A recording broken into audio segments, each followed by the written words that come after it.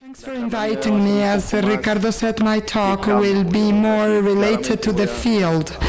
Clearly, I will be talking about theoretical concepts, but more than what we have observed in Colombia. Something that seems to happen, unfortunately, here in Mexico as well. And to present to you something that we've been doing at the university. I'd like anyway to greet Dr. Bravo in a posthumous matter, somebody I was fortunate enough to meet in Cincinnati. We very much regret his death. Now, going to the subject matter. I'd like to talk briefly an introduction of what are volatile organic compounds, a small description of which are these, how can you have the emission of these VOCs in general, and why there could be an emission of VOCs from the soil in particular in condition of contaminated soils, why the situation could happen. I will briefly talk about what is the soil remediation in terms of the activities we carry out in order to decontaminate a site, and that those activities, precisely the core topic of my talk, is that many of my peers devoted to the soil do not remember they also breathe, and they are devoted to cleaning what they have in front of them. And there are technologies, for sure you know some, where cleaning the soil implies to send the contaminants to the atmosphere, and that's what we do not want to happen. So precisely, we will see where these emissions of VOCs could happen during the remediation processes, and talk about a fundamental premise that I will show in its due time. How can we fight this type of problems without taking the problem to the gas phase? Some of the procedures used strengths and weaknesses, and I'd like to also have a conversation with you about these topics.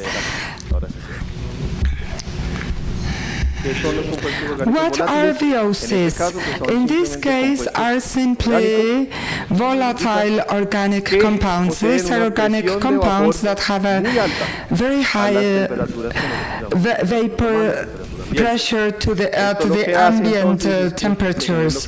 So we generate volatility, which is that trend of the substance to go from the condensed phase, liquid and solid, to gas phase. How does that happen? I think the classes of thermodynamics have told you, but normally what we have is a condensate phase, liquid or gas, where molecules are near each other with the strong interactions among them, and we tend to generate a thermodynamic balance between the gas phase and the condensate phase. And the idea is that literally there are molecules going from the condensate phase to the gas phase, and at the same time molecules from the gas phase go to the condensate phase in a dynamic balance that is kept. The relation between pressure of gas and mass, or the presence of the substance in condensate phase, is the one that reaches the balance at a specific temperature, and that's specific to every substance. Each one has their own vapor pressure at a given temperature. The component of temperature is very important.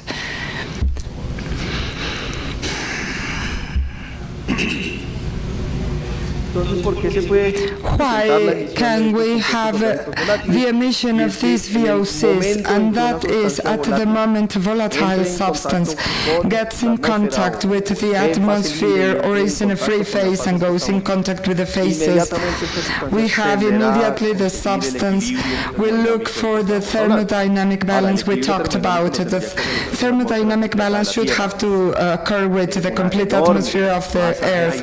It's a huge mass of air compared to any possible spillage of a substance that we could have, which then generates that these compounds literally vaporize. If these compounds are in an aqueous phase, which could happen in some cases in nature that aqueous substance of a potentially volatile compound will try to change phase, will go from the solution towards the atmosphere, looking for a balanced concentration in both phases, since the atmosphere of the world is huge, and that balance won't be reached and the substance would become gas. When does this happen? Principally, when these substances are in contact with the atmosphere, and that is during spillages mainly. And here I will show you photographs that for my fellow countrymen is not strange, but we suffered for many years in Colombia for an internal conflict. I don't know if you know that. And one of the actions during that conflict between the factions of the guerrilla were literally to attack the shore. And this pair of situations provoked first the car tanks that were loaded in the areas of the oil fields were stopped and put in a row, and literally they were forcing the driver to open the valves of the tanks. So you see 40,000 liters per car tank that were spilled just there on the road, and this could simply go through a slope in the road, and in other cases where oil could be in a pipeline.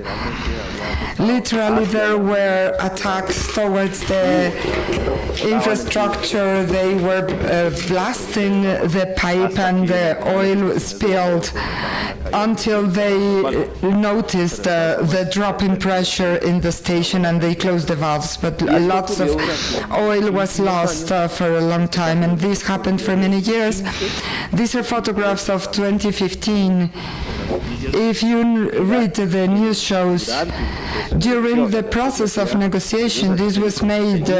They continued carrying out this type of actions even during the negotiations in Havana, Cuba.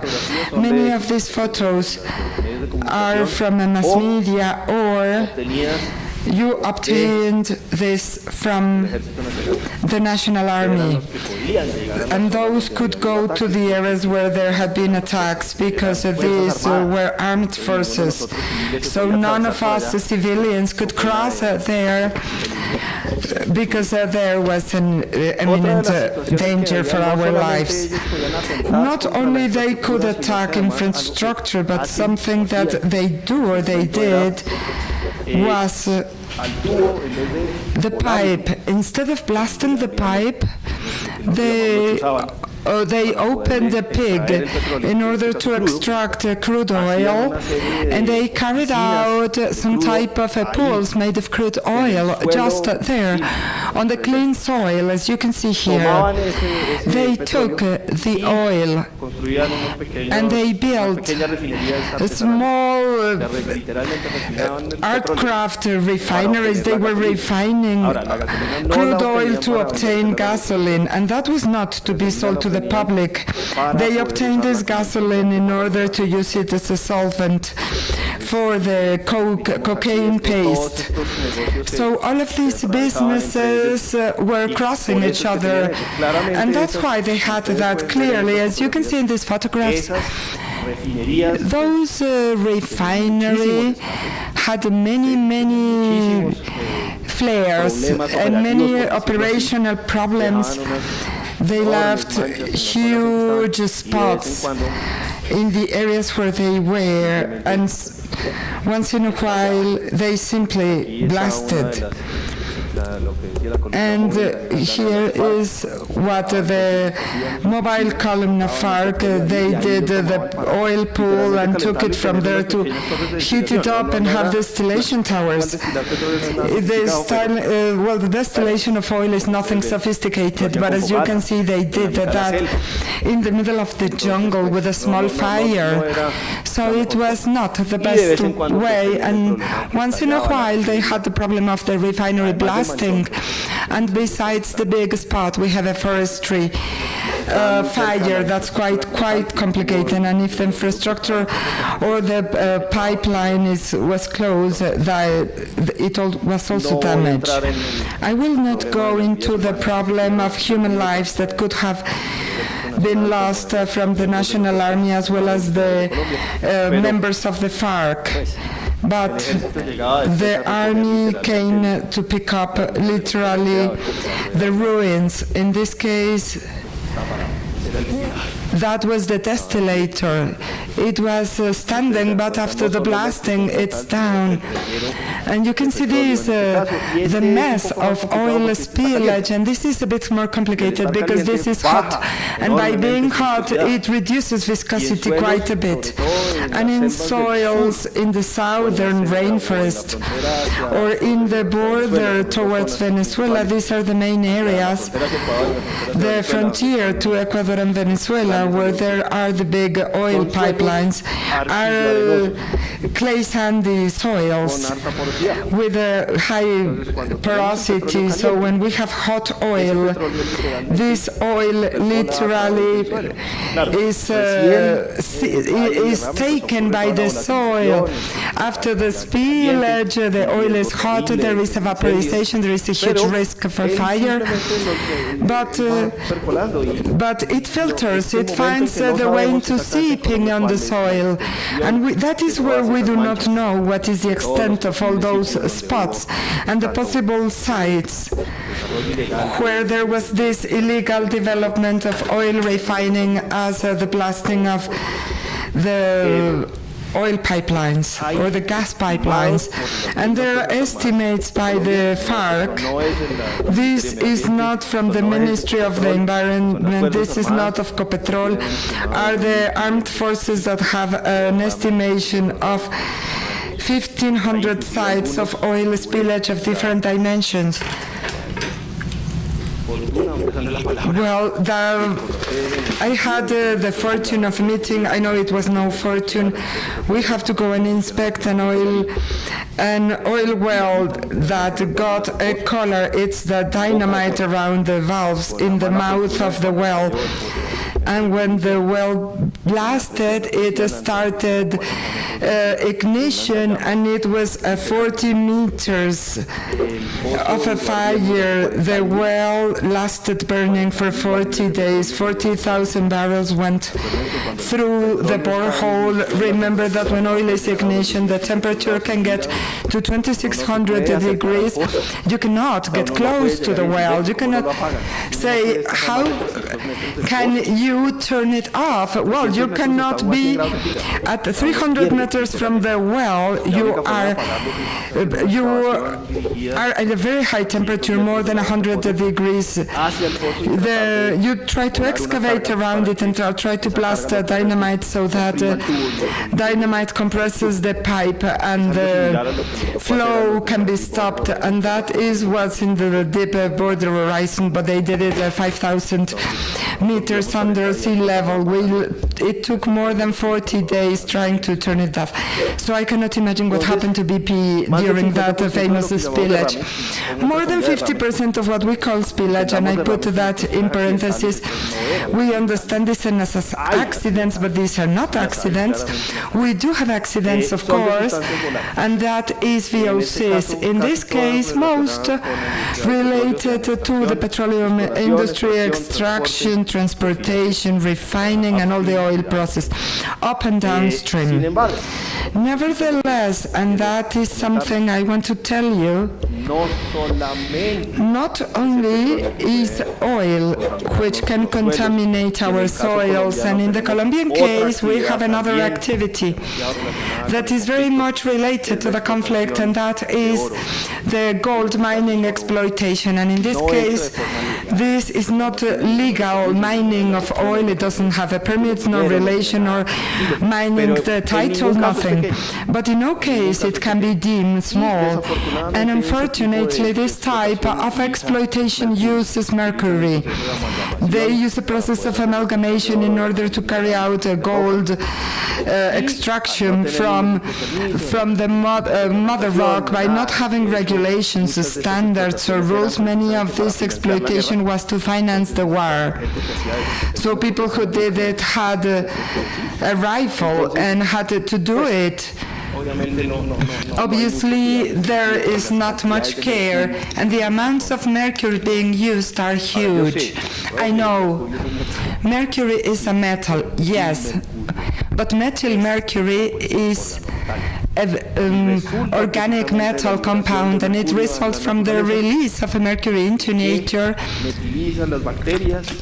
and methylizes bacteria in an anaerobic phase and methylize mercury, and that happens in the silt of all the lagoons, water deposits, ponds. You won't believe it, but that photograph that is in Tepicauca was the course of a river, and that was the river. And it's here. The backhoe loader comes, takes it in huge hoppers where they put gallons of mercury. They have a 3-liter and 30 kilos of mercury. They extract, mercury extracts the gold. They wash the mercury, and that's curious to watch. The rock floats, they drain the mercury and they distillate it. They distillate mercury, and they cannot distillate it in aluminum pots because mercury will take it. They have to do it in clay pots, or they can use refractory glass, but you can imagine that the condensers are not state-of-the-art. So there are huge losses of mercury in gas, liquid phase, and I will call it solid phase, in the sense that it is spilled on the soil and it filters itself through the soil. It has a huge superficial tension, the mercury.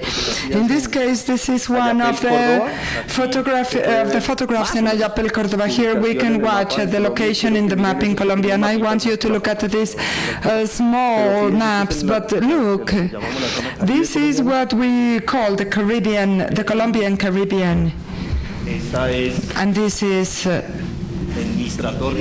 Mistra Risaralda, and in this case it goes to the center of our country in what we call the basin of our Cauca River. And this one is the same photograph I showed you now, that is in Timbiquí, Cauca. So this is towards the south west, towards the Colombian Pacific. A river was going through here. Believe me, there was a river. There is no more river, but it was here. And this other one is literally in Quibdó.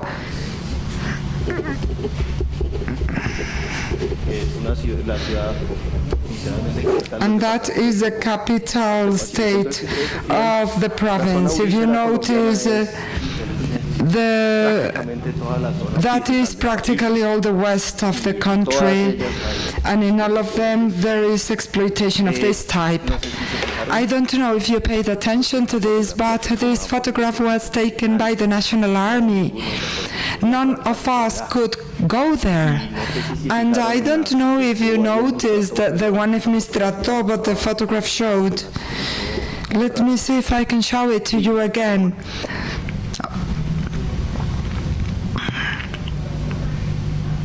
Look, can you see that? These are two explosions. That is the fire of the helicopter. That is a war zone.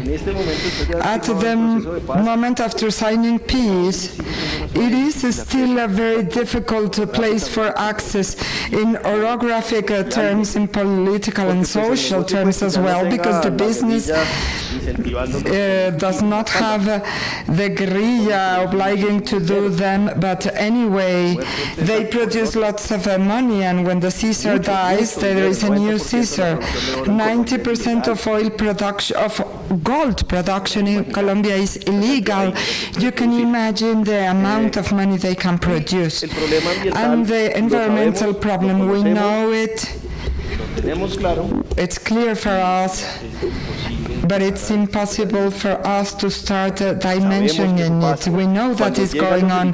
When the helicopters come, when the police come, people who are there, literally, the mercury they have, they take it and they throw it away, because having mercury in your hands is the evidence, but if you are not caught with mercury, you are one less, and if it's spilled, you cannot say it's mine. So that's the way it is. They just spill it there on the soil. So I know mercury is not volatile. Methyl mercury is volatile, and it is produced as of the release to the atmosphere. When it comes to the bottom of the water deposit, it literally that finishes in the silt of the rivers, and that is in an anaerobic phase, and the methylation of mercury occurs there.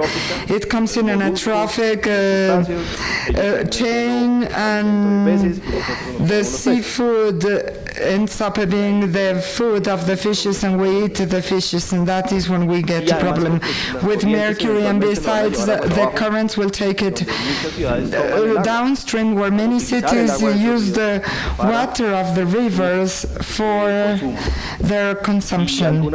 And sometimes the treatment, conventional treatment, is not able to remove the mercury totally to the maximum level of contamination we allow for human use as drinking water. So, as you can see, this is a war against illegal mining.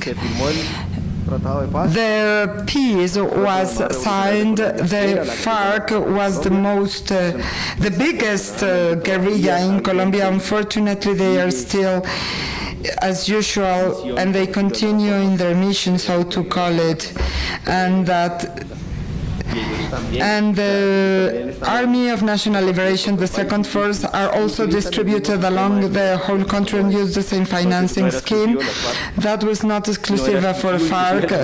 It was not exclusive of the guerrilla, the paramilitary movements. That was the answer to that, and that they were also using the same method. So at the moment of the post-conflict, we try that this situation at least can be controlled.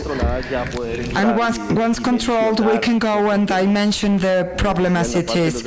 As I was telling you, in the part of the petroleum spillages, we know where they are located, because we have the reports of the National Army that saying in this and that place this and that happened, and we found it, but clearly they become deserted place. Ecopetrol, and that is the victim of these attacks, normally cannot be held responsible of cleaning up the site as a company, because they were as victims as we are.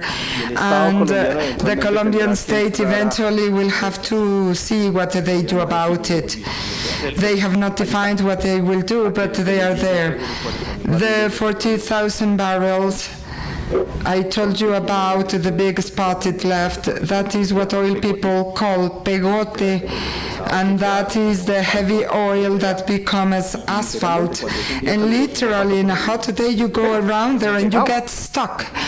And it is a huge black spot of 20 hectares. And the nature is wonderful. There are already plants growing among this oil spot. That does not mean we should leave it like that. Let us continue. In Colombia, we also have the problems of agricultural intake. Do you remember in the 30s, in the 40s, in the 50s, when they were using first generation organophosphates and organochlorates, the disposal of the products and fallen inventories was just earth it, bury it. Curiously enough, they paid attention to that, and in the cotton area in the north coast, in Cartagena city, there is a boreal where we found toxaphene, methylparathione, DDT, lindano, heptachloroepoxy. I don't know all the names. Well, I do, but the idea is not this one. But the important thing is that is the pesticide material, but most of them are very heavy oils or are pure solid state, and they go with a carrier, with something that can take them out, such as, and that was normally toluene, silane, or hexane. So, ready, we sound. And besides that, they have been buried for 40, 50 years. Some of them already accomplished the small degradation. For example, DDT degrades in DDD and DDE. These are as toxic or even worse than DDT. Methylparathione, for example, oxidizes in the phosphotioester, breaks the link of a phosphorus oxygen, and 4-nitrogenol is the one that remains. Is terribly toxic, and it's also soluble in water, quite so. So that gives it a Gatorade lemon color to our drinking water. Beautiful. So in this place in Cartagena, we discovered in year 95 a burial that is literally here, and we know that there is a burial between 16 and 70 canecas. We don't know exactly the disposal technique. We made a magnetometry, and we know they are there, and we know that more than one should have broken, because the area around is a lemon Gatorade color. And what they do was a safety confinement. We did concrete bollards of 20 meters depth, so not to have this moving in the horizontal plane. Fortunately, in the strict sense, is a very clayish soil. It's very restricted mobility, but just look. It is perfectly surrounded, and this is a school. 5,000 students from 7 years old to 17 years old every day, less than 50 meters of what we call the hotspot. All of this field is spotted. It was. No more. They have cleaned this part, but it was spotted with all this, even in concentration of 1,000 milligrams per kilogram of methylparathione and the other substances. This was a remediation process that has been there for 10 years. It's not over. We still have this little problem. And one of the reasons why the little problem continues is that one of the solutions somebody proposed was, let us bring backloaders, let us open it, let us bring the thing out, and we solve the problem. Yes, but first, we do not know how many of the containers are already released what they had inside. The physical integrity should be none, and literally they are there because they are buried, and they do not spill because they are there. But if we open the pot, we are going to uncover the express pot, and we can get problems. And if we unlid it and it's buried, I will show you how it is buried. It is buried under 3 layers: a clay, a geomembrane, a layer of normal soil, another clay, and here it has plastic. They put that protection on top so the rainfall would not filter. All of this is buried. It's soil. Even if it's clean soil, it's not so. It is already trapped. The soil is trapped. It is absorbing it as a sponge. So if we remove the lid, so to say, this not only has pesticide, it has all of these solvents, and those are volatile. And they are not only volatile. We talk about Cartagena, that is 40 degrees in a foggy day, and that produces a volatilization a huge one. In fact, the soil is saturated with gas, with volatile gas, and if we open it, it's as if you open a hot container, and there is a huge initial cloud that is utterly concentrated, not only in this case solvents, but that would carry pesticides as well. And for those who do not know, methylparathione is terribly toxic, acutely toxic. 3 drops kill an adult instantaneously.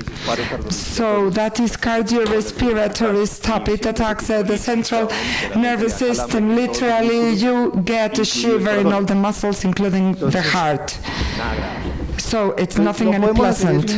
We cannot do that, especially with the school at the side, and much less. Okay, remove the school. It's completely surrounded by urbanizations. We cannot do that. That cannot be done. Clearly, no. If this was at the middle of nowhere, you dress like an astronaut and you do something, I insist. We shouldn't take the problem of the soil to the atmosphere. And that is the main objective of my talk. At the moment, we are studying some alternatives on how to do the treatment of this without having to unlead it.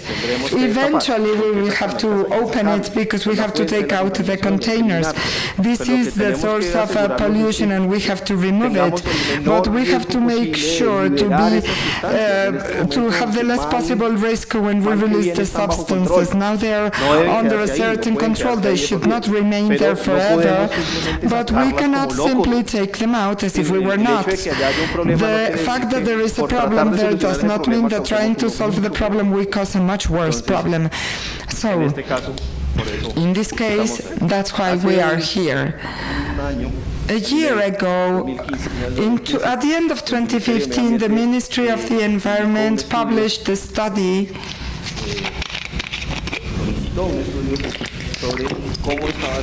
on how was the risk of pollution in the country, and these are partial results. Here we do not have anything.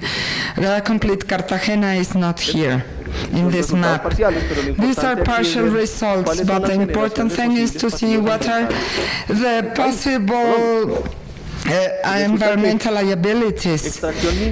Mining extraction finally is the bad guy of the tour with 43%, and there is where we have gold mining per hectares covered by the hazard degree of the materials, hydrocarbons, spillage, transportation of hydrocarbons, structure of hydrocarbons, everything is regarding hydrocarbons. So we are going back to the thing. The industry of oil, on purpose or purposeless, becomes the first provoker of atmospheric emissions due to soil pollutants, agricultural, electrical hydrocarbons, mining have 2/3 of the problem.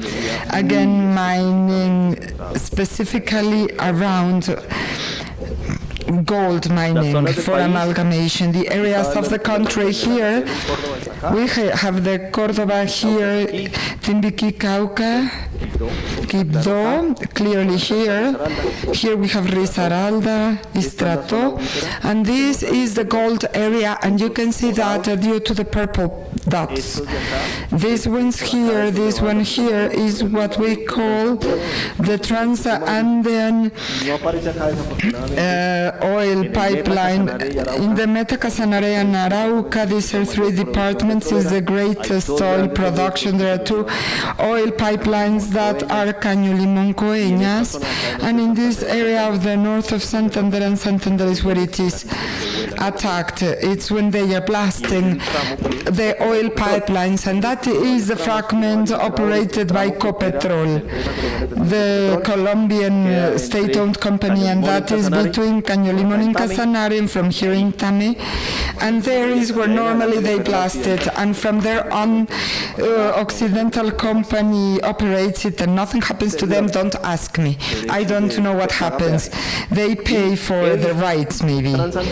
And the Transandean is everything is Ecopetrol, and that is full of all people who want to exploit that of places. I think they even obtain jet fuel there for their aircrafts. All of them are there, you can notice them clearly, and that is in Puerto Leguizamo, the well I tell you that was on fire for 40 hours in the border with Ecuador, and these two areas, especially the southern, was controlled by Las FARC. Let us see what happens. The northern area is controlled by LLL. They continue until today. And the Caño Limón Coeñas oil pipeline has operated one day. They operate, the next day they don't, the other day they do, the other day they don't. And it was around 60,000 barrels per month that were being taken. These 60,000 are somewhere in that soil, believe me. The mass is not created or destroyed, remember?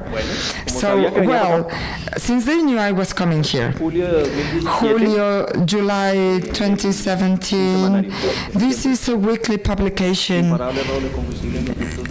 and they say unstoppable oil theft in the pipelines of Pemex. When they rob it, they are careless, they don't go, they do not use gloves, and the spillages are huge also.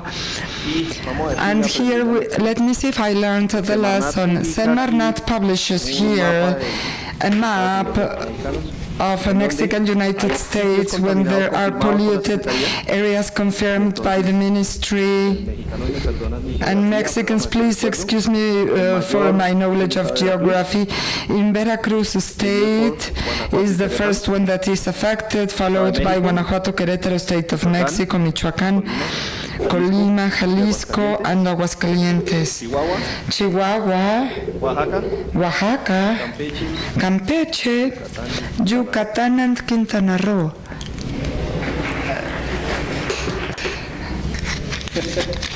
¿Dónde Veracruz? Where Veracruz? Oh, Mexico City is here. Where the state of Veracruz is the one that has a greater incidence of hydrocarbons mining in San Luis Potosí. I didn't mention it before. Am I right? And industrial activities here in Guanajuato and Querétaro. The others would be part of hydrocarbon-related problems, and it is said here Magna Gasoline as the greatest provoker of the problem. In this case, I think they go to the distillator pipes directly, and there are basic acids, and that is the part that could be mineralogy, San Luis Potosí, metals, and for sure each state has the problem, the same as it happens in Colombia, and I see a similar thing happening in transportation. In our case, transportation was because they damaged the pipeline or they opened the valves, and that is the infrastructure of transportation, the one that is being affected. But here, 50% of the problem comes in the part of transportation, and they do not go and clean up. The oil spillages, or coming from a car tank or from a pipeline, are spillages on the surface, and most of VOCs will be lost at the moment of the spillage as such. Am I right? Nevertheless, what can filter would be down there. Not all the VOCs go there aliphatic. Big aliphatics go there in the presence of aerobic bacteria. If the concentration is not very big, they can degrade by the process of degradation. Is to cut them, and when they cut them, they generate lower molecular weight lymphatics that are released. And what happens in the service station, and that happens everywhere, in the US, in Colombia, in Mexico, everywhere. I don't know how many service stations there are in Mexico, but in Colombia we have more than 5,700 distributed along the whole country, and most of them have had some type of a spillage or escape from the underground pipes. Before they were just simple tanks, now they have regulations. Before they could be buried in the conditions of the soil that could be whatever. A tank, a metallic tank in an acid soil becomes nothing. But these stations have years there. It takes years to degrade them, and they spill, and if the soil is granular, it's even worse. We have spots of square kilometers in extension. Something that surprised me a lot, and that I wanted to mention: in Colombia, we do not use any type of additive to the gasoline. The distribution of gasoline has to be gasoline and something, but no methyl terbutyl ether that I understand here is of common use. And methyl butyl ether in this case causes an even bigger problem, because methyl butyl ether is soluble in water, and underground water that is in contact with gasoline that has escaped from a buried tank. The underground water dissolves methyl butyl ether and transports even more than if it was gasoline. And methyl terbutyl ether, by being synthetic, very few natural microorganisms can degrade it, even if the molecule is relatively simple. But since these organisms do not know it, the enzymes are not there to degrade it, and there are bacteria in the US that have been modified enough so they can eat methyl terbutyl ether, but I don't know if this has been applied here in Mexico. So in Colombia we do not have that problem. There is no methyl terbutyl ether directly in the gasoline station. You can ask for it, but no it in the wholesale, and that removes a small problem. And we see the hydrocarbon is going out of the tank. It comes by gravity in a point. It can go to a saturated area in the soil. It filtrates there until the barrier, that is the liquid as such, prevents it from going further down, but in this case it gets transported horizontally. The levels of underground water come up and down, are never static in time, so that provokes the effect of spot. The spot goes running, and there is a zone of the soil that will be saturated with a hydrocarbon if this is found in free phase. Some things happen there: dilution, separations, absorption, and there is even aerobic degradation when there is atmospheric intervention, anaerobic for the aliphatics, almost nothing for aromatics, but it's there, and that happens. And the time goes on, and what we will see is that what happens. In this case, what we have is in this area the aeration, where the hydrocarbon goes, it tries to go down by its own weight and finds the capillary stripe, and the superficial tension of hydrocarbons is different to the one of the water. In some cases it's much lower. It needs very, very small pores to go up. But by touching the saturated area where the water is, by this hydrocarbons being insoluble, lighter than water, thanks God, cannot go further down. The problem is when there is a diminishing of the water table, where it goes to the saturated area, and the hydrocarbon, due to its weight, wants to go down, and when the water table is reloaded, the hydrocarbon comes back up, and the water drags this. The hydrocarbon sticks, and it prevents to go up because it saturates the pores with the hydrocarbon itself. So there they generate areas of a mix of high concentrations and so on. And the flows are strong if we have a granular soil with big pores, as the desert areas of the north of Mexico, as the north areas of Colombia as well, eventually going to an impermeable rock. Well, it could be. Simply continue. What happens then in those areas? And here I will extend this. Let us say that we have the saturated area and all the pores, the spaces in between the particles of the soil are soaked with water. There is no gas phase. There, on top of that, there is a capillary stripe. Depending on the average size of the pores, the water can be kept at negative pressure due to capillary elevation, but there is a gas phase. There are caves or small spaces where gas could be present, and on top of that we have what we call the aeration area, where we can have air and pores normally would be in gas phase, and in those pores is where saturation of gas takes place due to the hydrocarbon spillage. If the hydrocarbon is here, it does not mix with the liquid phase and water. There could be a zone of hydrocarbon here, and the hydrocarbon will get a balance due to the vapor pressure with the gas phase it has on top. We talk of a very small volume, such as the pores, but now amplify it by the huge area of coverage of the spillage, and we can have huge amounts of hydrocarbons in gas phase that are in latent stage. Because it's in gas phase, it's latent. Now the chemical dissemination will try to increase hydrocarbons to the surface, and it does, and that can be measured. But this is an incredibly slow process. The deeper it is, the more difficult it is for the hydrocarbon to be taken to the surface, but it does.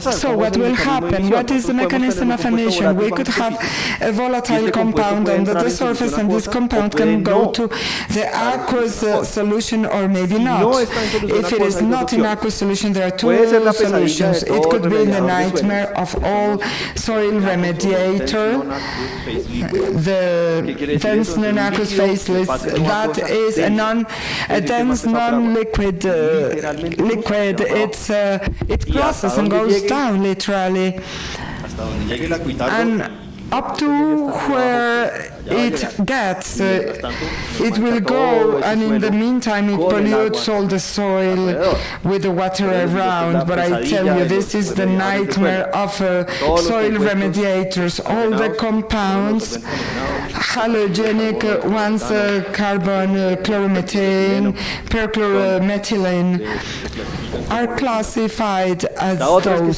The others is that line and aqueous phase liquid that accumulates on the surface of the water table. That is what gasoline or diesel or oil do. This would be between the capillary stripe, exactly on top of the saturated zone, and those are the ones that would saturate with gas this hydrocarbon in gas phase, all these spaces among the particles of the soil. If this is in aqueous solution, it goes in balance according to the Henry law, the two concentrations, the liquid and gas ones. If it is not in aqueous phase, if it's in free phase, that is the Raoult law, the partial pressure it's equal to the vapor pressure, and the flow goes upward by dissemination to the surface. What do we do when we do remediation, when we know we have an oil spot that is 2, 3, 4 meters depth, either oil or gasoline? The first intention of everybody is to bring a backhoe loader and let us take it out. No. The moment in which we start digging, we are removing dissemination distance, and as we are scrapping more, we are not even close to the main emission zone, and we could generate a fire during the remediation only because we are only the pot. And of course, again, most of my peers are thinking of what is present in the soil, but as we started digging, that goes to the atmosphere, and we are generating pure hydrocarbon emissions to the atmosphere. And here you're in the science of the atmosphere, you know the photochemistry that comes as of there, and if we go to concentrations depending on the hydrocarbon between 5%, 6% in the air, that will explode. So if you have a backloader that has sparks every time they do like that, no, it's dangerous, no thank you. let us be careful with that. So by knowing the emission mechanism, let us make that fit to what we are told here, and here I dare to take the definition of Mexico. What is called contaminated site? That place, site, water body, installation, or any combination of these that has been contaminated by materials or residues that due to this characteristic and represent a risk for human health or living beings and the usage of the people of their goods or properties. And that is the federal, the official diary of the Federation. It's in the general law for the prevention and management of residues of 2003. Our definition are similar because I needed that place, space, soil, body of water, installation, or any combination of this. And if in the definition we cannot de-articulate everything, because that is everything, when we go to try to solve the problem, we do de-articulate it. Air does not appear there because everybody forgets that we breathe. But go and be without air. Of course, air has to be present. We cannot have. Mr. Raúl and Mr. Henry clearly told us they has to be included in the study. An imbalance, and they will try to do it. And the atmosphere, I insist, is a huge mass compared to anything we do. The atmosphere will win. Anything that can be volatilized will end up in gas phase, either we wish it or not. To control that is more difficult. We could control the solid phase. More or less, it has volume, it has a defined shape. We can control the liquid phase with a bit more problems because they have the volume but not the shape. But to control the gas phase is absolutely complicated. It's the most difficult one to control. How are we going to send the solid state problem to gas phase, which is the infamous one? And besides, the liquid phase and the solid phase respect borders, more or less. I say, and the liquid one, I think not so much, more or less, but in a solid phase, I can limit the site, but in the gas phase, how can I do that? Impossible. Once it is in the atmosphere, it can be anywhere. So we have to be careful. So what is the term remediation? In this case, it refers to all the processes designed to remove, stabilize, or destroy contaminants found in the soil. They can be chemical, physical, biological, and they can be in situ, at situ, ex situ. In situ is the place where they are. At situ is next to the place. Ex situ is literally, I take the problem from here and I put it elsewhere. All of them present problems, but I will go a little bit quick. The interventions can be potentially aggravate the problem I already have. And normally in the case where we are, the excavations make worsen the problems. Try to dig out the problem can make it worse. And that's why to remedy soils, hopefully we never see a backloader there.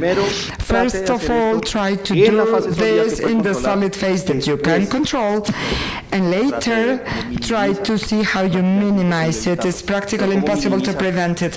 How do you minimize things that can go to the gas phase? The fundamental premise is this one: the process of remediation should not incur in risk greater than the ones the site already has due to the condition of contamination. That is not a pretext to say I'm going to clean it and generate a worse risk than the one I already have. I have a horrible risk with the pesticides in Cartagena, and there is a school next to that, and I cannot argue that I want to take that problem out of me and then I put in risk the life of the students. I cannot do that. No. Both have to be solved in the same way. I don't want to go very fast, but the use procedure should follow this diagram where you look and estimate what are the out-of-control remediation for the system I try to remedy. I know I have a soil problem and I want to go and solve the problem of the soil, but what I have to do, I have to estimate and how much could that that issue. We have to estimate the concentration downward winds. We have to select action levels if somebody has any idea, to compare that against the level of action of the Ministry of Health. And if that exceeds, I calculate the efficiency I need, I watch for a control system. If I cannot take it out, go back and think what will you be doing, because that is useless. If yes, let us apply some technologies, let us evaluate what is the cost, because these technologies are not for the remediation of the site. This is to prevent that those who are in the downwinds will take ill due to remediate the site. That's different. Are these things acceptable? No. Okay, start again. Yes, okay, do it. I have no problem of emission, then continue. Do it. Pero en este caso quiero que tengamos en cuenta que hay que tener en cuenta. But in this case, we have to have in mind that what I will do can cause problems for the gas phase. I do have to consider that, and if technologies or techniques I should use to control my gas emissions become heavier than the remediation process, I change the process, because that would make no sense. You solve a problem in the soil to send it to the atmosphere and then solve it in the atmosphere. Don't generate the problem in the atmosphere. Period. So this is the applicability of the options to show that the technology, to have the skill to capture the emissions, compatibility with the physical and chemical properties of the system. We will not implement a system of incineration and an emission of VOCs because we will be generating a fire, reliability of the equipment, cost of capital and functioning, and so on, and permits, of course. But to go and clean a site requires environmental permits. Even we need an environmental permit because the intervention can be harsh and the posteriori consequences can be big. Quickly, I wanted to show you here the alternatives for control. We have for spillages in manipulation, batteries and vehicles. Normally we try to cover it and recover it as quickly as possible. If we are already talking about thermal desertion, vapor extraction or stripping, what we can have here is consideration. The most important consideration is to use a system that captures the gas emissions before they can be taken to the atmosphere, and we use activated carbon for organic compounds. Activated carbon has its limitations, obviously, but these are the processes for soil remediation, and these are some of the processes that possibly we would need as a complementary activity to diminish or control the emissions due to the remediation process we are using in most of the processes of oil.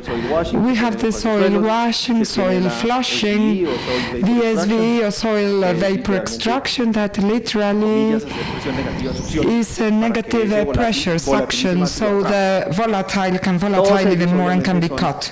All of these are prone to have some type of control. I wanted to show you this was a system of tanks that were buried and that presented the spillage, and they put a tent of positive pressure on top. So everything that would go out could be captured there and would be taken by extractors, by pipes full of activated carbon. This is utterly good and utterly expensive. In this case, that was published in Canada, but that was used in Brazil, in Sao Paulo. It was a service station in the mid of the city. But that costed millions, and that is very, very expensive.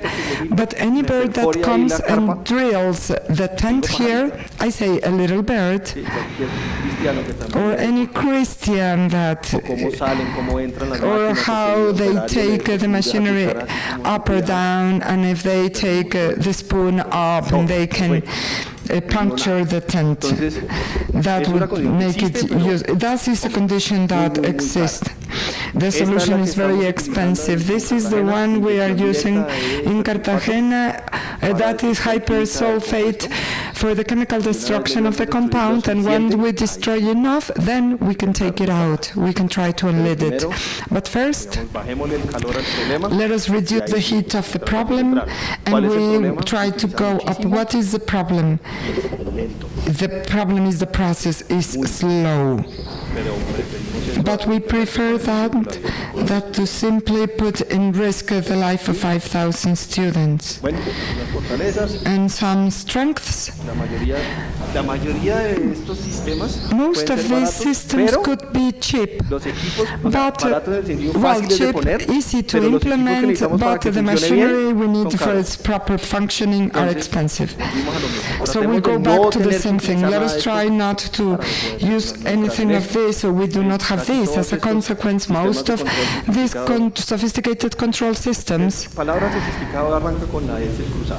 yes, sophisticated words start with the cross the S. Utterly expensive.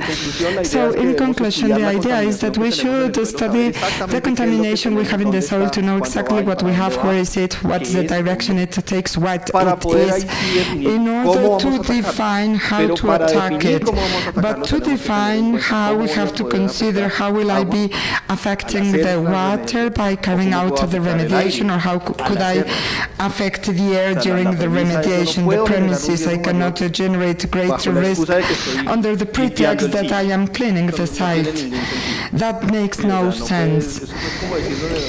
It's not as in the doctor, you have a small tumor and then they just shoot a bullet at the guy, and that is a way to destroy the tumor, but also the guy. Isn't that so? But that shouldn't be our idea. Be careful. If we are unable to control the emissions because definitely the site is too big or there is too many contaminants, we have to use different methods. We have to fragment the place. In oil pollution, in soil pollution, I tell them, slowly, because I'm in a hurry. If we do all of this in 2 months, we will get a bigger problem, a serious problem. Remember that we are not robots. I don't know if you noticed in the photographs, these operators, they have a full face mask. They have the type 2 tieback at 40 degrees in the shadow. They are cooking themselves in their own juices. You cannot be there for more than half an hour because you dehydrate quickly. These are impermeables, but nothing goes out, but nothing goes in. So when you sweat, the fact of temperature control, forget about it. You are cooking yourself inside of that protection, and you have a full face. If you have a heat strike, you cannot say anything because, well, the other one is there to help them, and we have a blower, a whistleblower, and we have people here and people who are already ready. There is always a substitute. If someone faints, we cannot remove the mask so quickly. We have to go with the mask and the person and the body and to go out of the exclusion, and there we take out the mask. This is not so simple, and that is precisely because we know volatiles are present. Otherwise, why should I get a full mask? So that is what I wanted to tell you, and I don't know if I took longer. Thank you. You are so kind. Thank you.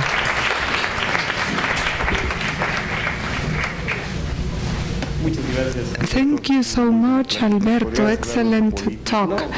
You talked to us about politics, about many topics, and I think it has been a good experience for everybody to know what really happens in the field when you want to solve problems, and how many times in science we lose objectivity, and it's very easy to say we have to reduce emissions in 50%, but what emissions? That is what we are really facing. That is what we have to know. Questions, as many as you wish. Okay, I saw that direction first. Hello, thank you for your wonderful talk. It was very interesting. It's very interesting how a social political problem can become an environmental disaster due to a lack of regulations, but I also would like to know what is the response of the Colombian society. Do they back up this type of remediation or environmental services, and how do you pay for the type of remediation or the programs you have for the recovery? Very good. Well, the support of society is everything but until you touch their wallet. The society will say it's going to be great until I have to pay it. The problem is that we know it's going to be costly. The government knows it, and we had a tax reform that was a bit harsh in Colombia this year. And we will have to do it. There we have a regulatory problem because unfortunately we do not have regulations for contaminated soil. We have looked at the Semanat, BCPA, we have looked to Holland and Germany, but our legal system, very similar to the Mexican one, includes many things that if you rule this in this way, then that one was affected, and then the other neighbor doesn't want to, and the hydrocarbon sector is very strong too, and it completely opposes to be ruled. But we know the part of what is a consequence of the war, and we know we will have to do it. How? Well, there are certain funds from the guaranteeing countries in the peace process, and Americans also offered help. The man of the North told us he was not going to cut off our dollars.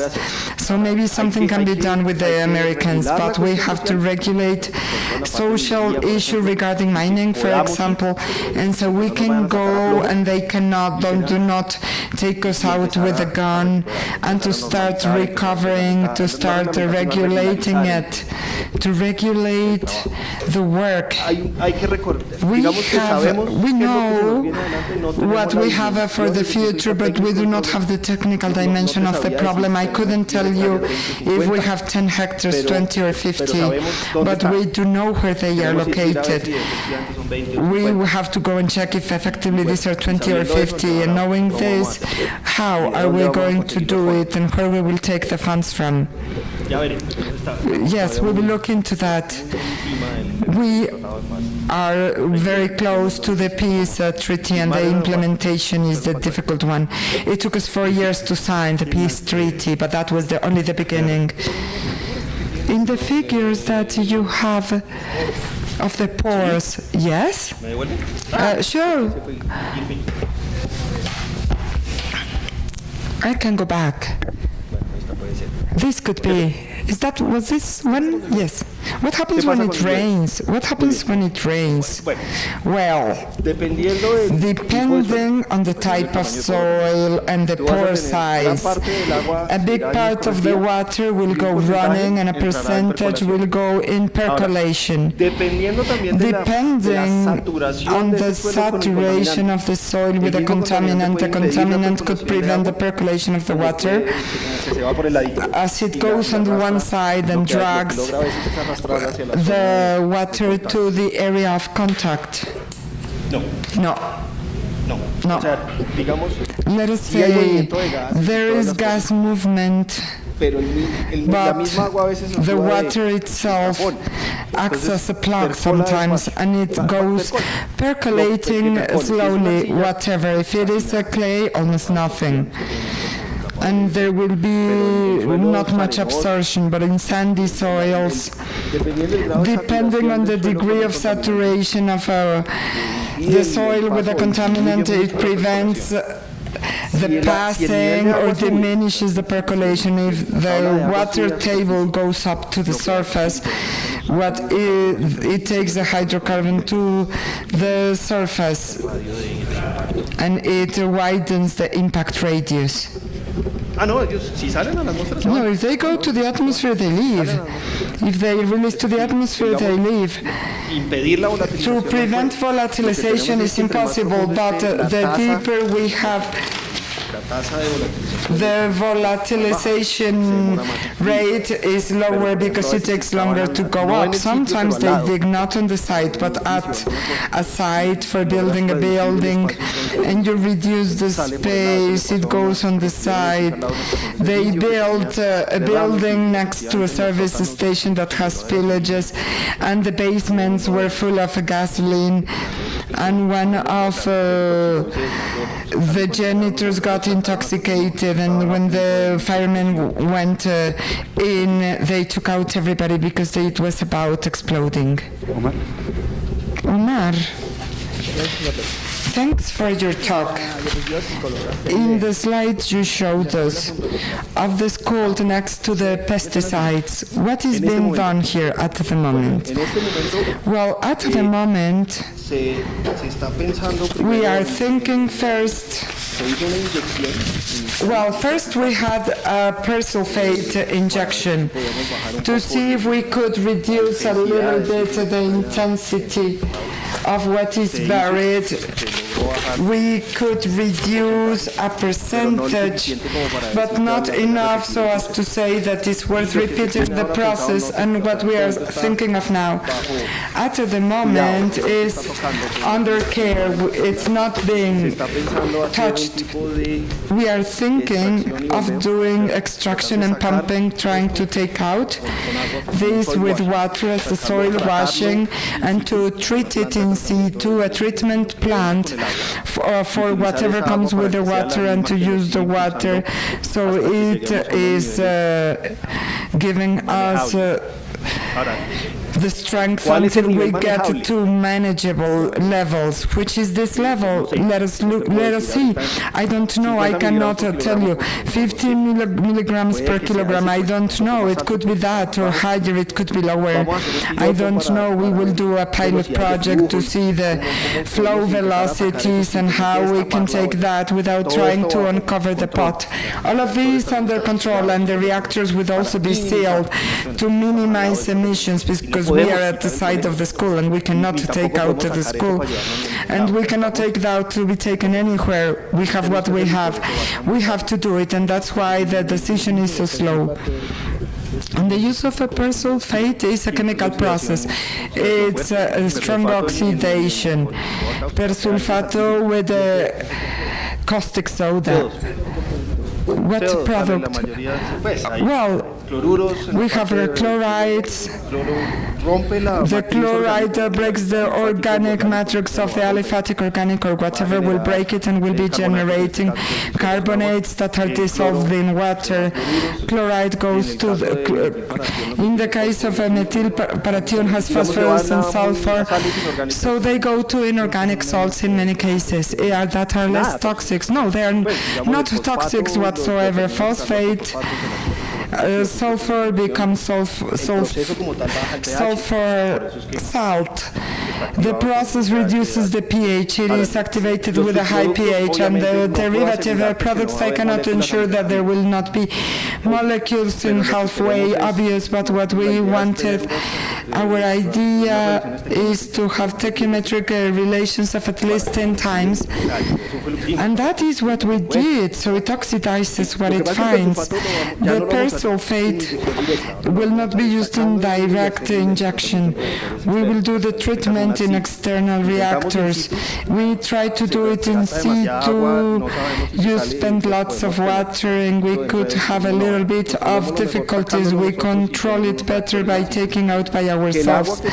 And the water coming out has to be the same impulse water to continue taking things out, having a steady volume of water, 10,000 gallons we expected for the circulation, but we will do pilot studies. We already did injection.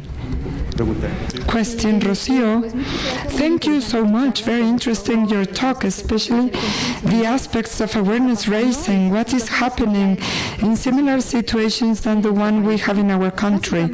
Basically, you said that 75-80% of contamination is due to organic compounds and anthropogenic processes, and I would like to know, You, as a consultant and now as a researcher and academician, what do you propose in the bioremediation phase? With what do you want to carry out the soil remediation? Or it can be for a chemical, physical process. What is the idea you propose to do? Bioremediation in soils, and the other one I would also like to know if you have monitored or you have opportunity to monitor mercury in the rainfall and finally in gas phase. At the end there are no borders, as you said. What is the impact of this part of a monitoring in gas phase mercury? And what have you been doing to mitigate that part if there is something in Colombia related to the mercury? I answer to the second one. Well, we have not done much. And not much, not because of a lack of will, but because of what I tell you. Access to the areas is quite restricted by the public order. And to do measurements of gas mercury, in order to determine, we have done some attempts with the University of Antioquia has done something, but we do not have this large scale as to say we know and we can go in. We have to do it and delighted to do it, and I insist the climate now is good to go and do this type of things. On the other hand, the processes of remediation that you choose is highly, highly dependent on the place. There is no process that you say it's a generic process for remediation. That would be a mistake, because the remediation process that work in one place do not work in another, either biological, chemical, physical, chemical. You need to know very well the site you will be attacking and to have the conditions, the type of soil, hydraulic conductivity, temperature, rainfall, etc. Then you define with this information.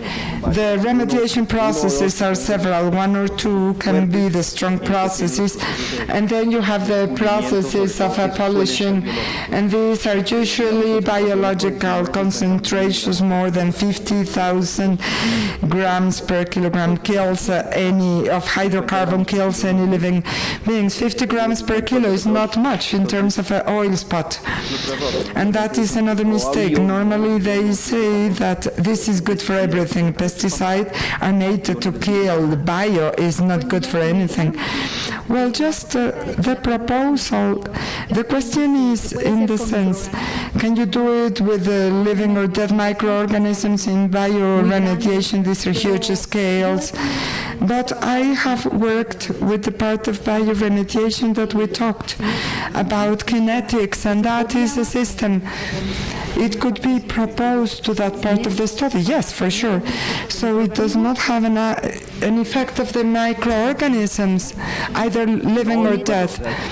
Well, I agree with you. As I was telling you, the things that can be done are about being done. That was not possible due to specific problems of the country.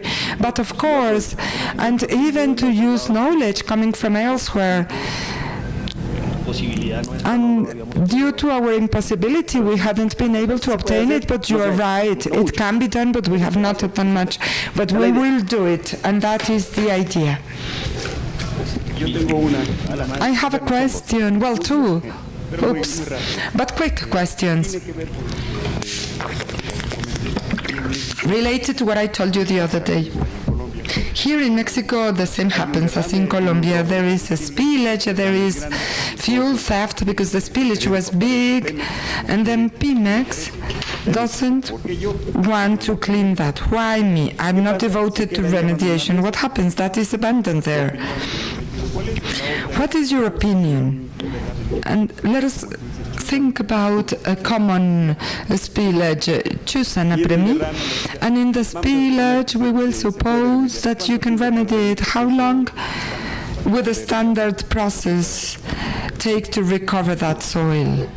The second one, the same thing. I cannot tell you there is a standard process because it depends where the spillage took place, how much, where, what type of soil, if you are going to do chemical, physical, chemical, or biological. It could be months, normally, months or years, depending on the size of the problem.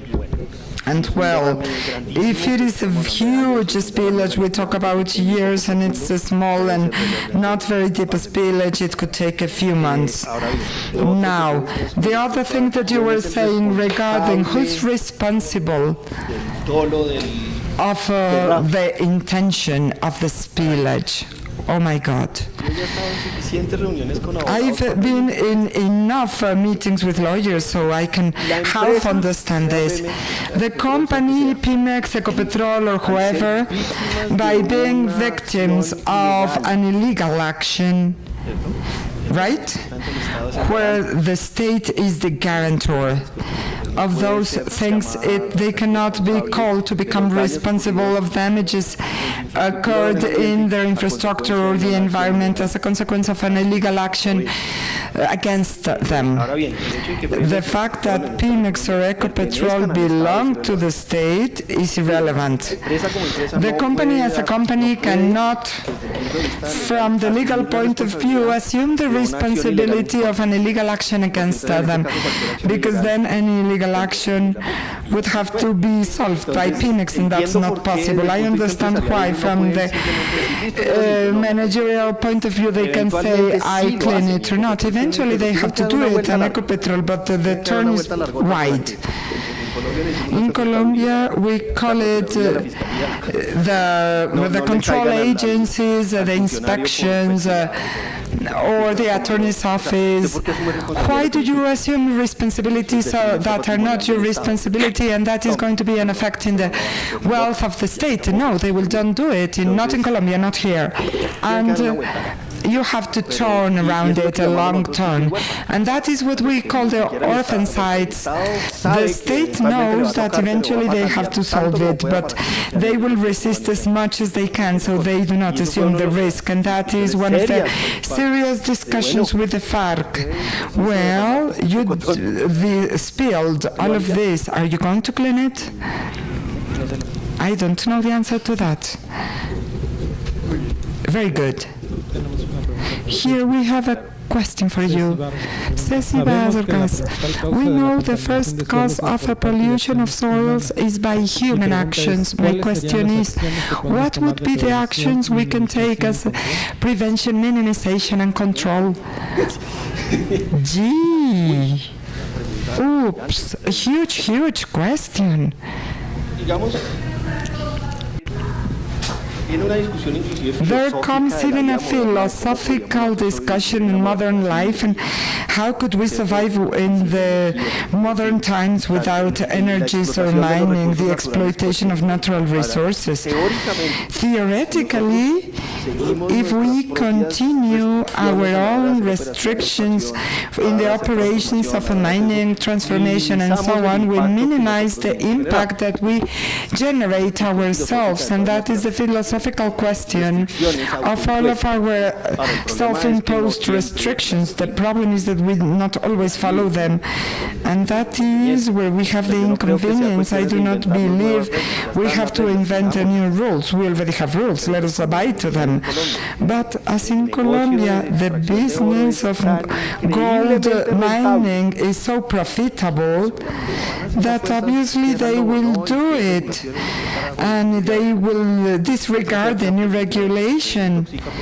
And if you are intoxicated by the lead, it's supersonic for you.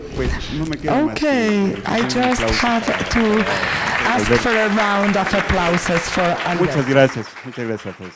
Muchas gracias.